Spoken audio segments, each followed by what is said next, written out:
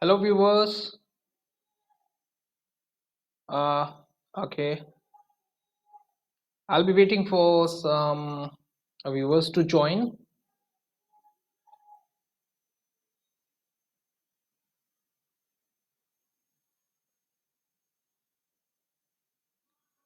Hello guys, my name is Rahul Pal.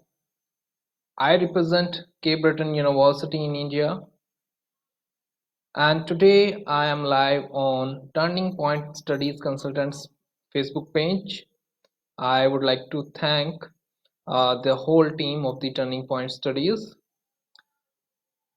Today I'll be talking about the university, Cape Breton University, and I'll be telling you some advantages, opportunities at the location, Nova Scotia, and what all programs are available in Cape Breton University, and what is the requirements, academic and the English requirement, right?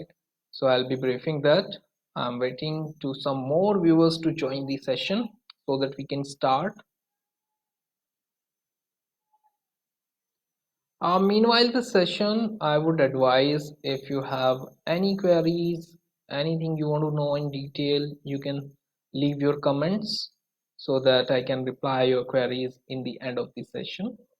First of all, I'll let you know the entire details about the university, services, programs, requirements, everything, and then I'll be responding your queries. You will leave in comments.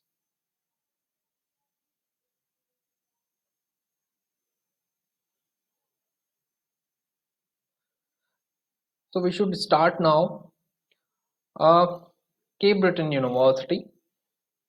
First of all, I'll discuss about the location.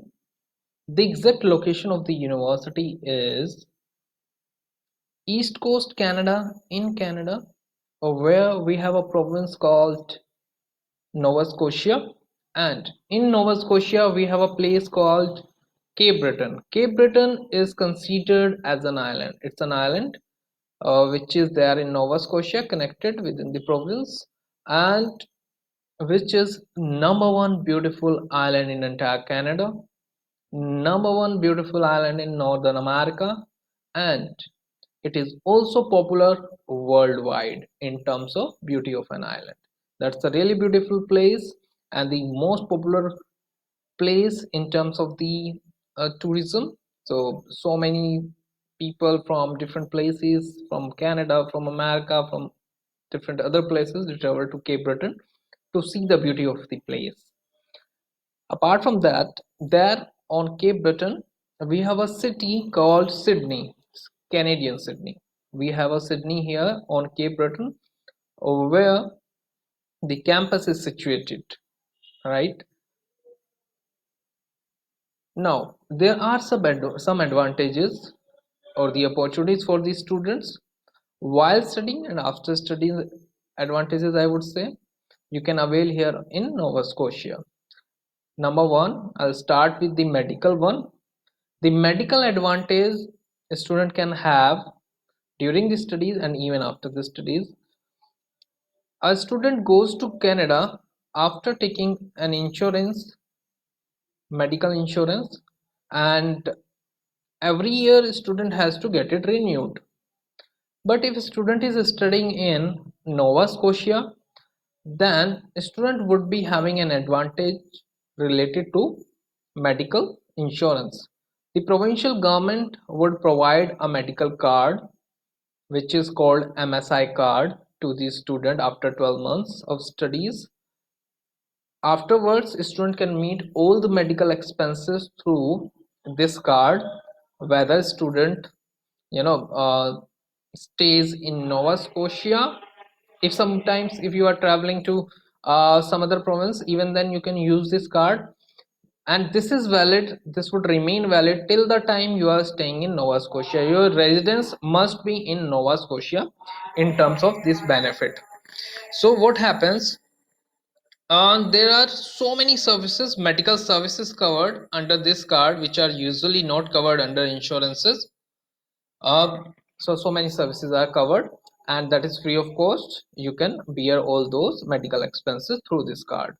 and it works in entire Canada. If you are traveling to some other provinces, you can also use this there as well, right? Next, the second advantage is the weather conditions. Weather conditions in Nova Scotia is much favorable. It is not that much cold place. It is not the freezing cold, the harsh weather conditions. No, you are not going to experience it here in Nova Scotia because it is the coastal area. It is nearby the Atlantic Ocean. Then the temperature, if I talk about, so it remains in between 0 to -9 during the winter season, and during the summer season it goes up to 25 degrees, 28 degrees even, right, which is quite hot. So, and this province Nova Scotia is considered as second warmest province of the Canada. During the other seasons apart from winter and the summer, the temperature remains sometimes approximately 10 degrees, 12 degrees, 15 degrees, 17 degrees even. So I can say it remains in between 10 to 20 degrees during the other seasons apart from summers and the winter. After weather conditions, we have another advantage, which is living expense. Living expense in Sydney City in Nova Scotia is affordable, quite affordable. Because, for example, I tell you, if you talk about the on-campus hostel accommodation in Cape Breton University, it would cost you approximately $4,500 for a year. $4,500 for a year, right? That is for dormitory. We have variety of accommodation. We have apartments. We do have private rooms. So the price range, it varies from $4,500 approximately for a year to $7,200 for a year, depending on what type of accommodation you are taking. So that is not much higher if you compare it with the other public institution in big cities. And if I talk about off-campus living expenses, off campus, out of the campus, if you are staying in Sydney City, so for maximum $400 to $500, you can meet all your expenses related to your room rent, your groceries, your travel part, right? Only for $60, just for $60, you get a bus pass through which you can travel unlimited for entire month on entire Cape Breton. For $60 for a month, unlimited travel on entire Cape Breton, not only Sydney City, but also the entire Cape Breton you are travel on for just $60, right? So that's the living expenses you bear here, which is quite affordable. Then next advantage could be the fee structure. The fee structure of my institution is competitive within different public institution, right? I'll let you know the fee structure later on program wise. Then another advantage could be the international exposure. The place is called Actual Canada. The place is with lot more foreigner people there. The population is lot more with the foreigner people there. Indians we do have in Nova Scotia, we do have Indians. For example, in our university, Cape Breton University, we have got more than 5,000 students. Out of these, we have approximately 1,000 Indian students, 7 to 800 from other countries apart from India and Canada. Rest all, we have got actual Canadian students, not only from Nova Scotia, from different part of the Canada. We have students from different countries, almost 40 countries we have students from. We have students from Asia, we have students from, then we have students from countries like Italy, Germany, Japan, and that Singapore, Africa, even from UK, United Kingdom, because we run exchange programs with the UK universities. So because of which the UK students, they come to Cape Breton University for their further studies, and they find it cost effective as well. So you get actual international exposure here on campus, because you get a chance to study with a lot more foreign students, especially more of actual Canadian students. So you actually get that international skills here, which is required for a international student to compete in the Canadian market or maybe international market. And apart from that, if I talk about the university, Cape Breton University, this is almost 70 years old university, and the campus we have got is a huge campus, beautiful campus, where we have got football ground on campus, we have got basketball court, tennis court, we have got gym, and on campus restaurant, cafeterias, libraries, workshops, labs, also research center where our scientists, they do researches on campus. Plus, Cape Breton University's campus is the #1 self-energy generating campus in entire Northern America. The campus is not too far away. It is just 5 minutes away from the Sydney airport. We do have an airport in Sydney city, and it is just 10 minutes away, approximately 10 minutes away from the center area of the Sydney city downtown. And we provide free airport pickup to our students, international students, and we also provide some services related to counseling. We provide proper counseling sessions to our students in relation to if somebody is facing any problem or want any sort of assistance in terms of their visas or maybe some other queries they have, so they can reach the our counseling team. Then in case of programs, if I talk about programs, I have variety of the programs available in Cape Breton University, where I can say yes, I have almost for everyone, something for everyone. So I'll start with the program Bachelor of Hospitality and Tourism Management. Bachelor of Hospitality and Tourism Management, the duration of the program is 3 years, 6 semesters. Within 6 semesters, a student gets 2 paid internship. 2 paid internship, right? Where a student gets the practical learning, practical exposure, as well as he would be getting salary as well, right?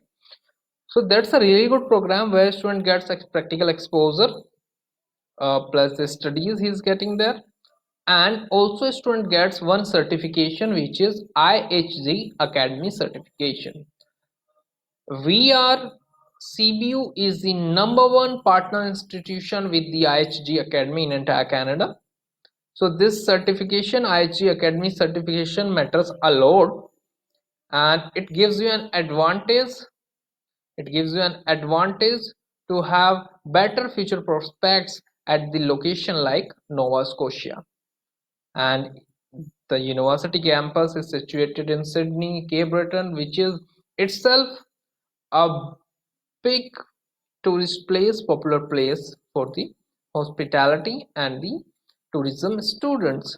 They get that exposure, that learning in day-to-day life as well. Plus, now who can join this program?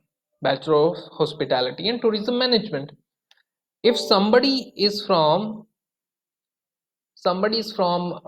Mathematics background, अगर किसी ने year 12 में 12th class में mathematics पढ़ाई किया है, तो आप bachelor of hospitality and tourism management join कर सकते हैं.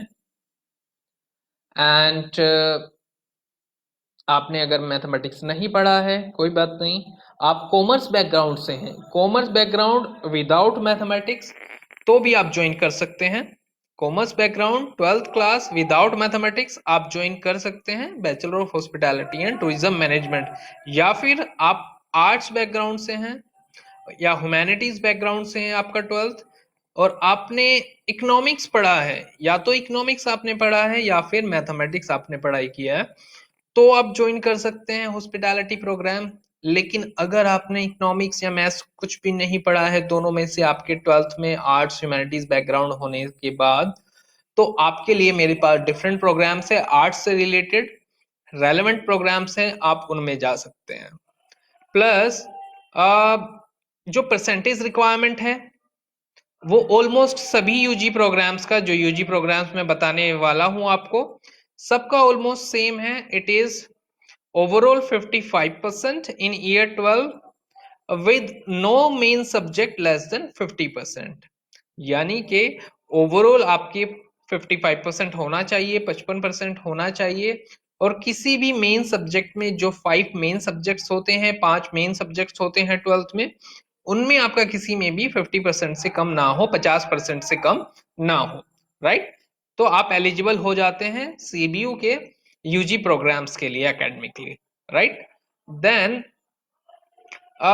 इसके बाद मेरे पास दूसरा प्रोग्राम है which is BBA, bachelor of business administration. Bachelor of business administration is related to business, right. BBA जिसका ड्यूरेशन होता है 4 इयर्स, 4 साल का स्टैंडर्ड डिग्री होता है। इसमें आपको 120 क्रेडिट पॉइंट्स मिलते हैं, 120 क्रेडिट पॉइंट्स मिलते हैं।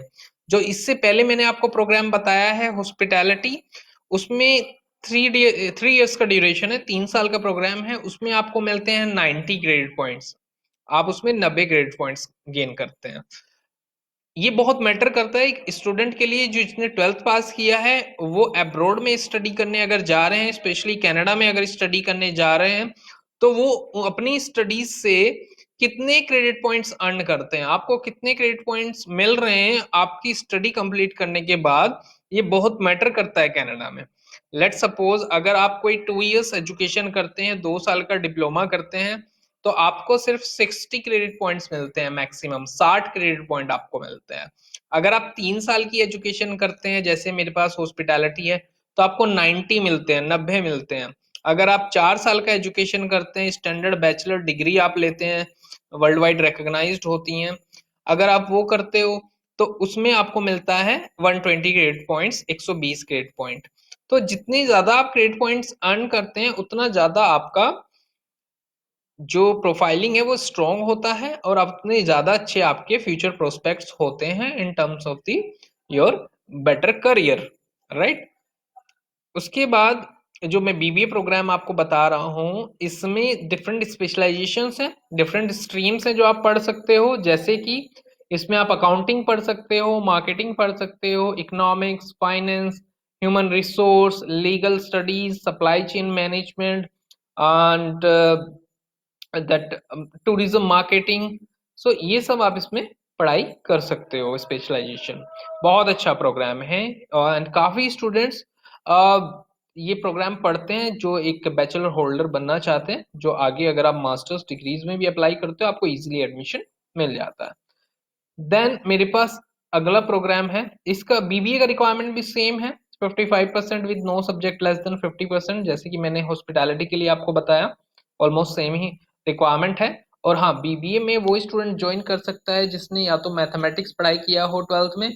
अगर आपने मैथमेटिक्स नहीं पढ़ा है, कॉमर्स बैकग्राउंड है विदाउट मैथमेटिक्स, तो भी आप ज्वाइन कर सकते हो। कॉमर्स बैकग्राउंड बिना मैथमेटिक्स पढ़े भी आप ज्वाइन कर सकते हो बीबीए, ठीक है। इसके में परसेंटेज रिक्वायरमेंट सेम है जो हॉस्पिटैलिटी में था, ऑलमोस्ट सभी यूजी प्रोग्राम के लिए ये सेम है। फिर मेरे पास है इंजीनियरिंग प्रोग्राम, जिसको हम बोलते हैं bachelor of engineering. Bachelor of engineering में मेरे पास डिफरेंट इंजीनियरिंग होते हैं यहाँ पे, जैसे कि सिविल इंजीनियरिंग होता है, mechanical engineering, electrical and computers, इसके बाद mineral resource, material, environmental studies, right. तो ये सब इंजीनियरिंग होते हैं जो आप पढ़ाई कर सकते हो। केमिकल भी है, यस, वो सब आप पढ़ाई कर सकते हो इसमें। और इसको हम बोलते हैं 2+2। 2+2 क्यों बोलते हैं हम इस प्रोग्राम को, इंजीनियरिंग प्रोग्राम को? बिकॉज 2+2 इसलिए बोला जाता है क्योंकि 2 साल, स्टार्टिंग के जो 2 साल आपके होते हैं, वो आप पढ़ते हो हमारे कैंपस में, सीबीयू में, केप ब्रिटेन यूनिवर्सिटी में। और बाद के जो 2 साल हैं उसके लिए आपको ट्रांसफर मिलता है उसके लिए आपको ट्रांसफर मिलता है डलहौजी यूनिवर्सिटी में। Dalhousie university Halifax, Dalhousie university का जो कैंपस है वो हैलिफैक्स में है। हैलिफैक्स कैपिटल है नोवा स्कोशिया का।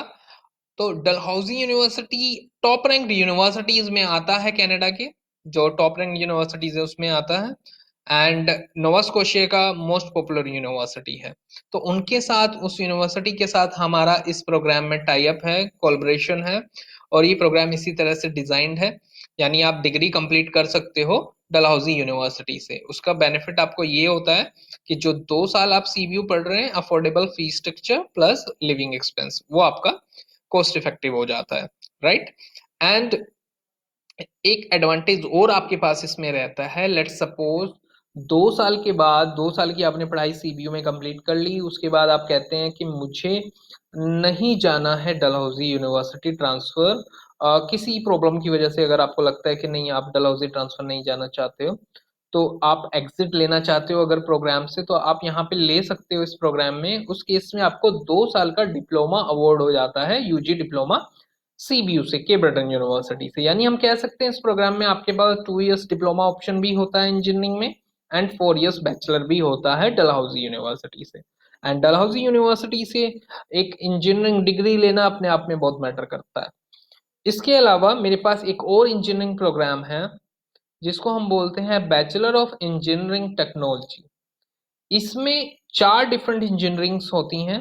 Number 1 chemical engineering, number 2 environmental studies, number 3 electronics and control, number 4 petroleum engineering.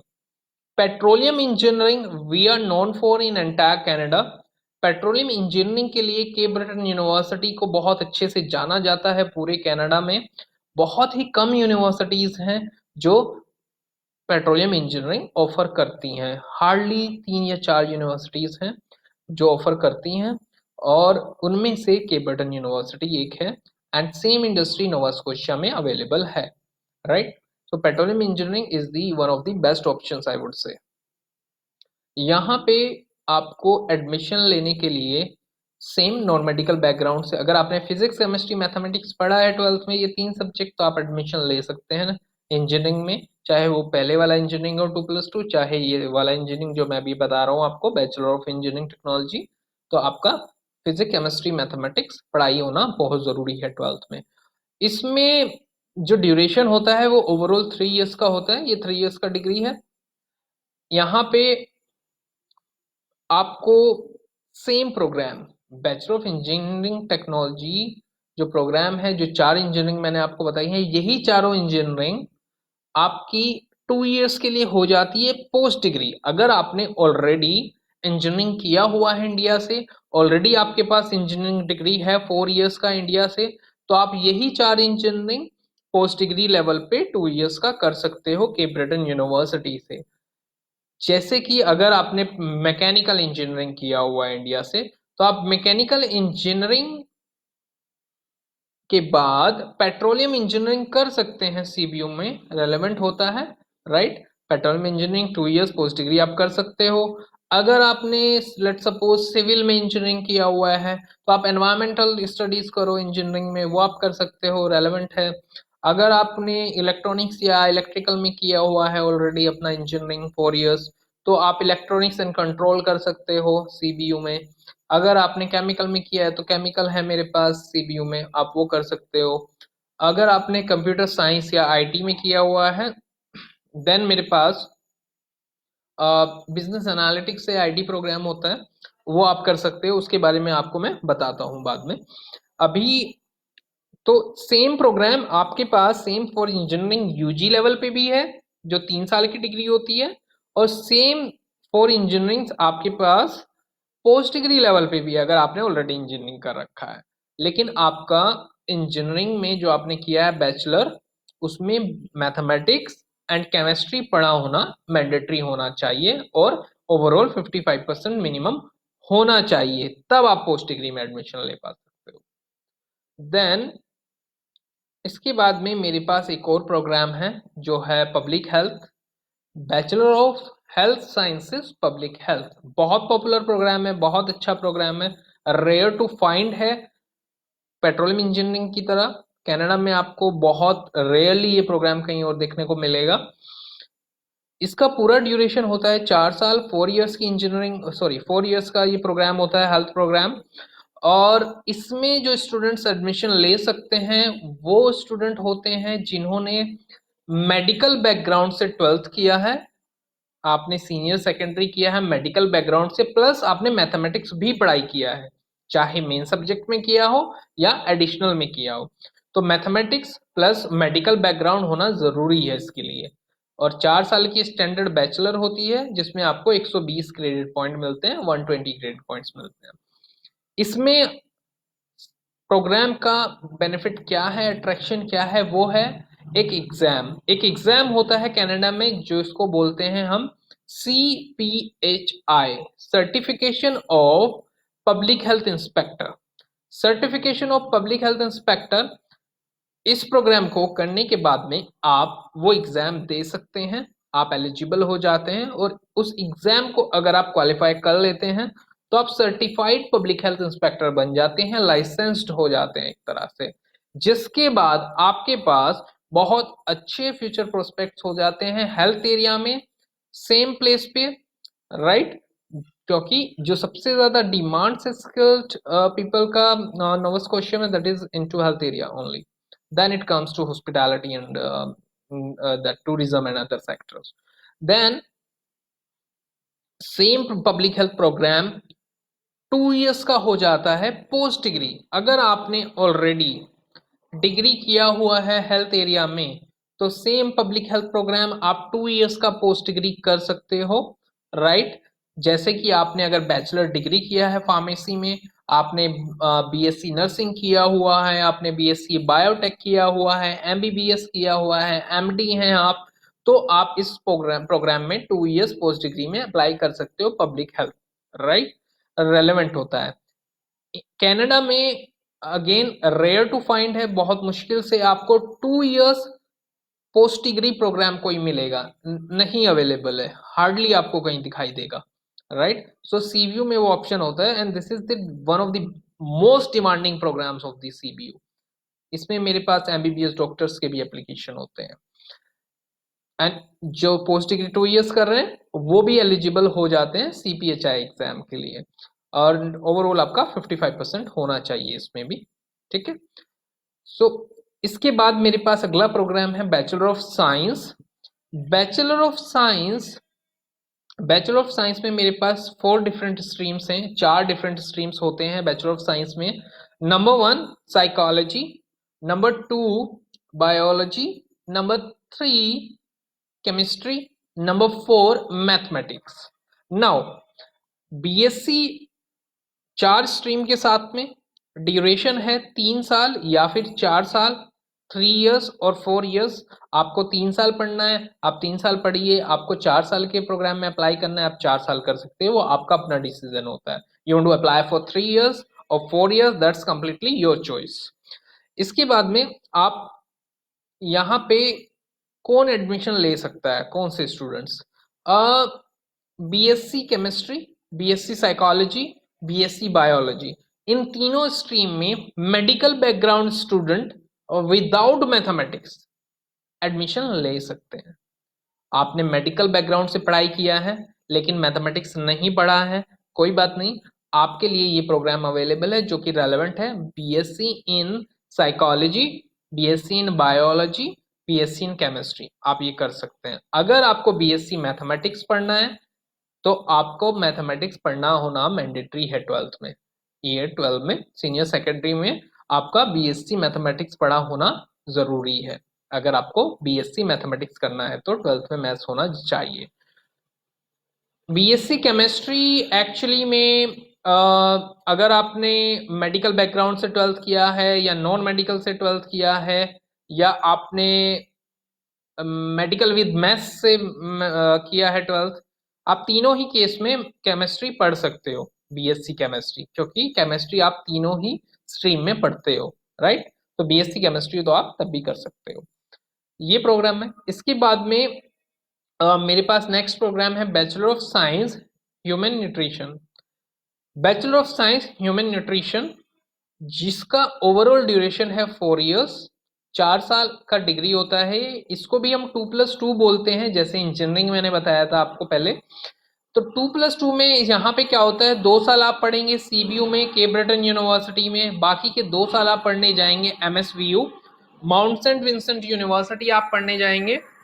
Mount Saint Vincent University Halifax में है वो भी, और 2 साल आप वहां पे पढ़ते हैं, बाद के पहले 2 साल आप केप ब्रिटेन यूनिवर्सिटी में पढ़ते हैं। और ये आपको पूरे 4 साल कंप्लीट करने होते हैं। ट्रांसफर के बाद भी आपको 2 साल पढ़ना होता है। इसमें एग्जिट ऑप्शन अवेलेबल नहीं होता जैसे कि इंजीनियरिंग में अवेलेबल था, राइट। और इसमें ह्यूमन न्यूट्रिशन में वही स्टूडेंट्स एडमिशन ले सकते हैं जिन्होंने मेडिकल में अपना 12th किया हो, सीनियर सेकेंडरी आपने मेडिकल बैकग्राउंड से किया है, और साथ में आपने मैथमेटिक्स भी पढ़ाई किया हो, तो आपको एडमिशन इसमें मिल जाता है। इसके बाद मेरे पास नेक्स्ट प्रोग्राम है उन स्टूडेंट्स के लिए जिन्होंने आर्ट्स या ह्यूमैनिटीज बैकग्राउंड से 12th किया है, सीनियर सेकेंडरी किया है। Bachelor of arts community studies. Bachelor of arts community studies, अगर आप किसी भी बैकग्राउंड से हैं, आपने किसी भी बैकग्राउंड में 12th किया है, ईयर 12 आपने किया है, इंग्लिश आपका पढ़ा होना मैंडेटरी है। इंग्लिश आपने as a mandatory main subject पढ़ाई किया हो 12th में। अगर आपने इंग्लिश पढ़ा है 12th में मैंडेटरी सब्जेक्ट, तो आप एडमिशन ले सकते हैं इस प्रोग्राम में, bachelor of arts community studies में, जिसमें बहुत सारी डिफरेंट स्पेशलाइजेशंस होती हैं हमारे पास। जैसे कि कुछ मैं आपको बता देता हूँ, communication, applied theater, dramatic literature, sociology, psychology, philosophy, political science, religious studies, and history, music. Apart from that, we have French, English, sports and activity leadership. So इस तरह की स्पेशलाइजेशंस आपको यहाँ पे मिलती हैं, जिसमें आप फर्दर अपना आर्ट्स प्रोग्राम पढ़ सकते हो। ड्यूरेशन 3 इयर्स भी होता है, इसमें 4 इयर्स भी होता है। 3 साल आपको पढ़ना है, आप 3 साल के लिए अप्लाई कर सकते हो, 4 साल के लिए भी आप अप्लाई कर सकते हो, right. Whether you want to study for 3 years, you can apply for 3 years, और you want to apply for 4 years, then you can have a degree for 4 years to study for the your bachelors. देन इसके बाद में मेरे पास जो programme है वो है bachelor of arts and science in environment. बहुत ही अच्छा प्रोग्राम है, बहुत ही पॉपुलर प्रोग्राम है locally, specially in Canada. Local students मेरे पास इसमें बहुत ज़्यादा होते हैं। आई वुड से 90% इसमें मेरे पास लोकल स्टूडेंट्स यहाँ पे हमारे कैंपस में पढ़ाई करते हैं इस प्रोग्राम में। ये प्रोग्राम जो रिलेटेड है वो है फॉरेस्ट्री से रिलेटेड है। ये प्रोग्राम रिलेटेड है forestry, wild sciences, wild life, वो आप इसमें पढ़ते हो सब, right.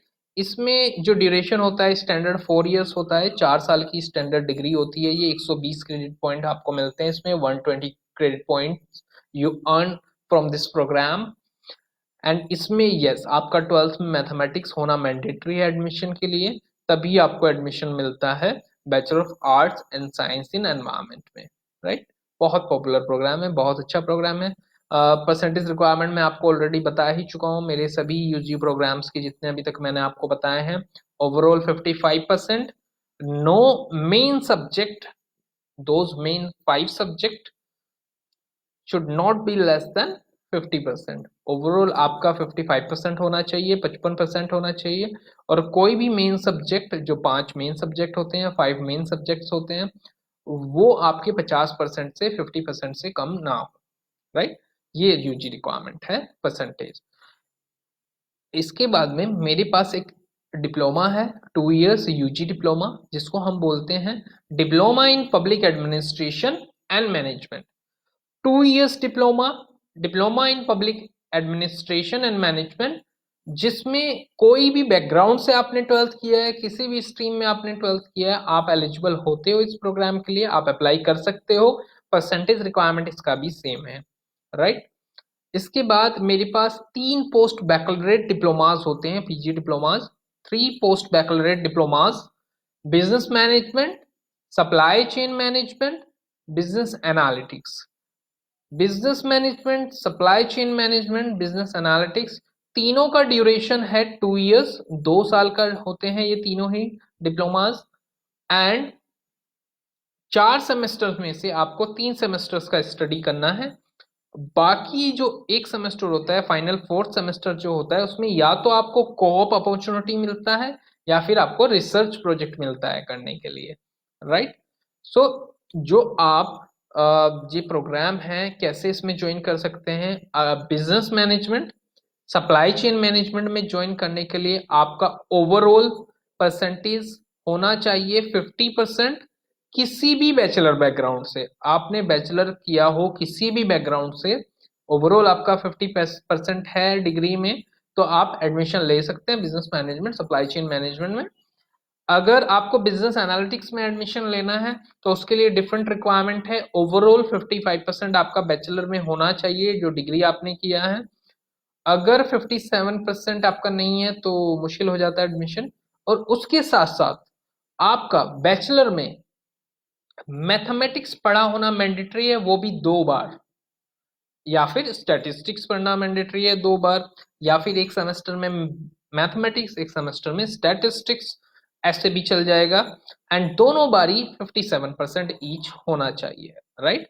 So overall 57%, and you must have studied either mathematics or statistics twice during your bachelor, and you must have minimum 57% individually both the time, right? So that's the requirement for business analytics.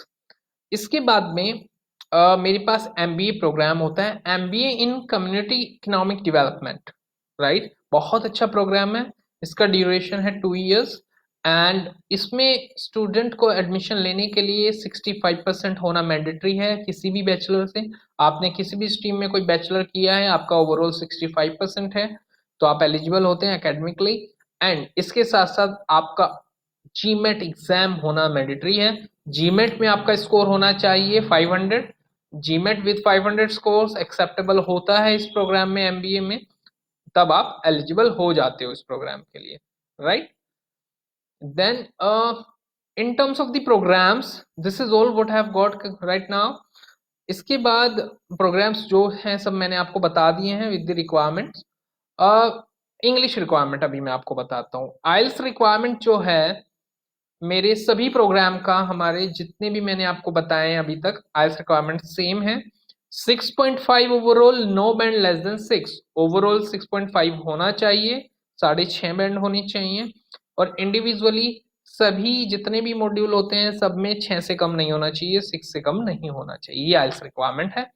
PTE भी acceptable है, PTE accept होता है हमारे यहाँ पे, उसमें आपका overall 59 होना चाहिए, राइट। और इंडिविजुअली 50 से कम ना हो, 50%, सॉरी 50 से कम ना हो इंडिविजुअली PTE में। टॉफल भी एक्सेप्टेबल है, टॉफल में 80 होना चाहिए overall, IBT internet based.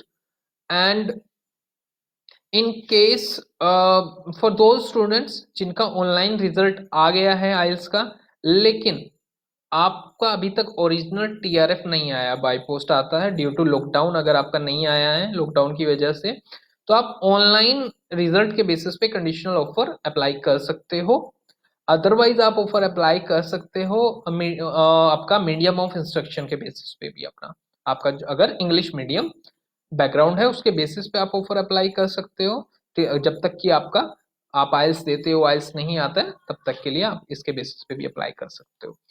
Then हमारे यहाँ पे जो बैकलॉग्स अटेम्प्ट एक्सेप्टेबल हैं, बैकलॉग अटेम्प्ट एक्सेप्टेबल हैं अप टू 10 तक बैकलॉग अटेम्प्ट एक्सेप्टेबल होते हैं। इसके बाद जो स्टडी गैप एक्सेप्टेबल है, स्टडी गैप हमारे यहाँ पे एक्सेप्टेबल होता है 10 साल तक का, 10 years, up to 10 years study gap is acceptable. इसके बाद एप्लीकेशन फीस होती है $103, $103 एप्लीकेशन फीस आपकी लगती है। एंड ये तभी लगती है जब आप एलिजिबल हो एंड सीट्स अवेलेबल हैं स्पेसिफिक प्रोग्राम में जो आप अप्लाई कर रहे हो, राइट। अगर आप एलिजिबल हैं और सीट्स अवेलेबल हैं तब आपका चार्ज होता है ये $103। इसके बाद जो फीस स्ट्रक्चर है प्रोग्राम्स का वो मैं आपको बता देता हूँ। पोस्ट बैकलरेट डिप्लोमा जो मैंने आपको बताए थे, 3 पोस्ट बैकलरेट डिप्लोमास, उनका फी स्ट्रक्चर है business management, supply chain management, business analytics. इनका फी स्ट्रक्चर है $27,000 for entire 2 years, for entire programme. यानी कि ये 2 साल के प्रोग्राम का फीस है $27,000 कैनेडियन डॉलर्स, राइट। इसके अलावा जितने भी बाकी प्रोग्राम हैं उनका फी स्ट्रक्चर वेरी करता है $17,200 से लेकर के $17,200 पर ईयर अप्रोक्सीमेटली, $17,200 से लेकर के $18,600 तक per year. From $17,200 approximately to $18,600 approximately per year. बाकी सारे प्रोग्राम्स का ऐसे वेरी करता है फी स्ट्रक्चर, राइट। इसके अलावा आपको गैप मैंने बता दिया है, स्टडी गैप जितना एक्सेप्टेबल है। Then we have, let me brief you once again about the location specific advantages you can have here. मैं हिंदी में आपको थोड़े एडवांटेज बता देता हूँ जो आपको लोकेशन स्पेसिफिक मिलते हैं, जो मैंने स्टार्टिंग में बताए थे। मेडिकल मैंने बताया था, मेडिकल बेनिफिट मिलते हैं स्टूडेंट्स को। मेडिकल बेनिफिट आपको मिलते हैं यहाँ पे, अगर कोई स्टूडेंट जाता है अब्रॉड, कनाडा जाता है, मेडिकल इंश्योरेंस लेना होता है 1 साल का मिनिमम, अगले साल फिर से उसको रिन्यू कराना पड़ता है, और $750 के आसपास वो एक्सपेंस होता है। तो अगर आप अगर आप नोवा स्कोशिया में पढ़ रहे हैं तो नेक्स्ट ईयर 12 मंथ्स के बाद आपको प्रोविंशियल गवर्नमेंट जो है, जो नोवा स्कोशिया की गवर्नमेंट होती है, वो आपको मेडिकल फैसिलिटीज दे देती है, आपको एक कार्ड दे देती है जिसको MSI कार्ड बोलते हैं। उसके बेसिस पे आप सारे medical expense free of cost meet करते हैं, उसके बाद आप मेडिकल सर्विसेज ले सकते हैं उसके बाद फ्री ऑफ कॉस्ट उस कार्ड के थ्रू।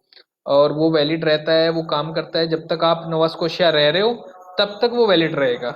अगर आप जितने भी टाइम तक आप रह रहे हो नोवा स्कोशिया में तब तक वैलिड रहता है। और आप अगर किसी और प्रोविंस भी ट्रैवल कर रहे हो, अगर आप नोवा स्कोशिया से बाहर भी जा रहे हो कहीं पे और इमरजेंसी कुछ होती है तो तब भी आप मेडिकल इमरजेंसी में उसको यूज कर सकते हैं, राइट। इसके बाद आपको बेनिफिट मिलता है यहाँ पे, आपका जो एडवांटेज है वो है वेदर कंडीशन। जो यहाँ पे वेदर कंडीशंस होती हैं वो काफ़ी आपकी फेवरेबल होती हैं, काफ़ी आपको इजीली आप उस चीज़ को अडेप्ट कर लेते हो, आराम से आपको प्रॉब्लम नहीं आती है वहाँ पे कोई वेदर को लेकर के, क्योंकि जो टेम्परेचर है वो ज़्यादा फ्रीजिंग कोल्ड नहीं है, यहाँ पे ज़्यादा ठंडा नहीं होता है जैसे कि और जगहों पे होता है कनाडा में, ठीक है। यहाँ पे इसको बोलते हैं पूरे कनाडा का दूसरा सबसे ज्यादा गर्म स्टेट, इसको ऐसे बोला जाता है। यहाँ पे इतनी ठंड नहीं पड़ती है क्योंकि ये कोस्टल एरिया हो जाता है, ओशन के पास है, इसलिए इसको यहाँ पे साइंटिफिक रीजन वही अप्लाई होता है। जैसे कि हमारे इंडिया में अगर मैं एग्जाम्पल के तौर पे बोलूँ, जैसे गोवा है या महाराष्ट्र है या साउथ इंडिया है, ठीक है। तो यहाँ पे सर्दियों में आज जो रहता है टेम्परेचर वो 0 से 9 के बीच में रहता है, -9, 0 से -9 के बीच में रहता है। और गर्मियों में जो टेम्परेचर रहता है आपको मिल जाएगा 25 डिग्री या फिर 28 डिग्री तक चला जाता है, काफ़ी गर्मी हो जाती है। और बाकी सीजन्स में जो टेम्परेचर रहता है, बाकी जो हमारे सीजन्स होते हैं उसमें रहता है कभी 12 डिग्री, 10 डिग्री, 15 डिग्री, 17 डिग्री ऐसे चलता रहता है, तो 10 से 20 के बीच में रहता है। ये बेनिफिट है, ये एडवांटेज है आपके पास। उसके बाद में लिविंग एक्सपेंस यानी रहने खाने का खर्चा जो आपका यहाँ पे होता है वो इतना नहीं आता है। जो अगर आप हॉस्टल में भी रहते हो यूनिवर्सिटी के, तो पूरे 1 साल का जो है तकरीबन आपका लगता है $4,500 लगते हैं कैनेडियन डॉलर्स पूरे साल का। और अगर आप कैंपस के बाहर रहते हैं सिडनी सिटी में, तो वहाँ पे आपका जो है $400 से $500 में आपका रेंट, ग्रोसरी और ट्रैवल जो आपका होता है वो सब निकल सकता है, अगर आप एक चीज़ों को ठीक से मैनेज करके चलते हैं, राइट। एंड उसमें ट्रैवल का मैं बता दूं आपको, $60 में एक पास बनता है, बस पास, जिसमें आप पूरे केप ब्रिटेन पे अनलिमिटेड ट्रैवल कर सकते हो। पूरे केप ब्रिटेन पे पूरे महीने के लिए 1 महीने का वो पास बन जाता है आपका $60 में। फिर एक जो एडवांटेज आप पे यहाँ के पास यहाँ है, ये यहाँ पे आपको मिलता है इंटरनेशनल एक्सपोजर। मतलब ये जो जगह है यहाँ पे इंडियंस पॉपुलेशन है और बाकी डिफरेंट कंट्रीज से पॉपुलेशन है, प्लस सबसे ज़्यादा जो पॉपुलेशन है वो एक्चुअल कैनेडियन है, जो लोकल सिटीजन का जो कैनेडियन है उनका ज़्यादा पॉपुलेशन है। जैसे कि हमारी यूनिवर्सिटी में 5,000 के आसपास स्टूडेंट्स पढ़ते हैं, उसमें से 1,000 के आसपास इंडियंस हैं और 700-800 आपको डिफरेंट और कंट्रीज से मिलेंगे, अलग अलग कंट्रीज से होते हैं, 30 से 40 कंट्रीज से स्टूडेंट्स होते हैं।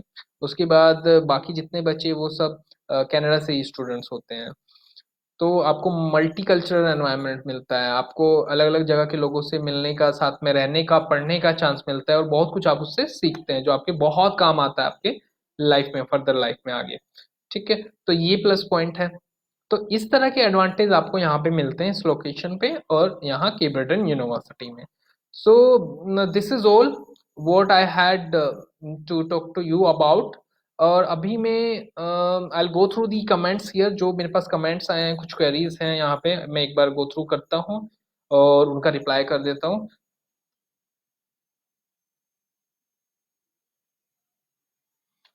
Electrical,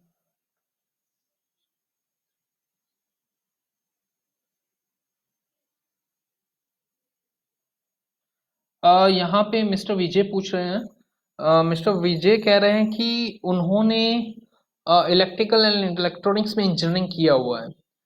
Mr. Vijay has got a degree, I believe, in electrical and electronics engineering degree, and also have got more than 3 years work experience into management profile.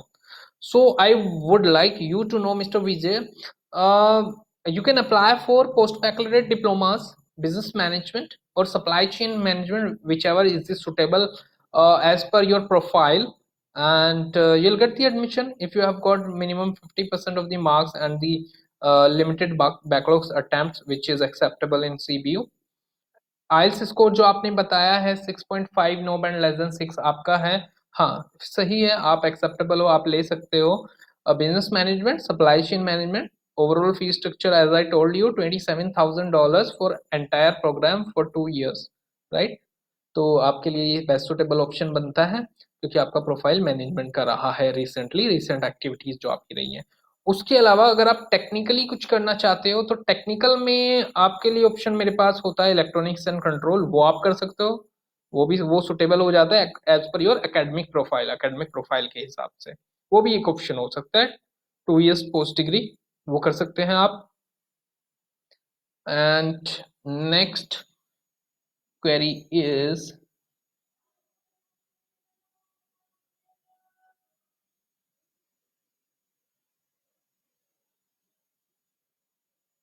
okay, where is it? Okay, Mr. Ravi was asking that where is the campus. As I told you in beginning, campus is in East Coast Canada. We have a province called Nova Scotia. In Nova Scotia, we have a place called Cape Breton, and on Cape Breton, we have a city called Sydney. वहां पे campus है Canadian Sydney में, right. तो Sydney में campus है Canadian Sydney. So this is what in terms of the comments and queries I already replied. So guys, I would like to let you know that before finalizing any option, any institution or the location, first of all compare all the future benefits, the during the studies benefits, advantages, opportunities you are going to get, and financially and quality, a public institution. So CBU is the public institution, a government institution, almost 70 years old institution. So you need to compare these things and then finalize an option. I would request you to do all your research, whatever you could do, and then finalize your option. And I would like to know that the Cape Breton University September 20 intake is open to apply. You can apply, right? Canada is all about first come first serve basis. So I'll request you to finalize your option as soon as possible and apply ahead. So September 2020 intake is open. Thank you so much, guys. It was nice to have a session with you all. Thanks a lot. Thank you. Bye bye. All the best. Be home, stay safe. Thank you.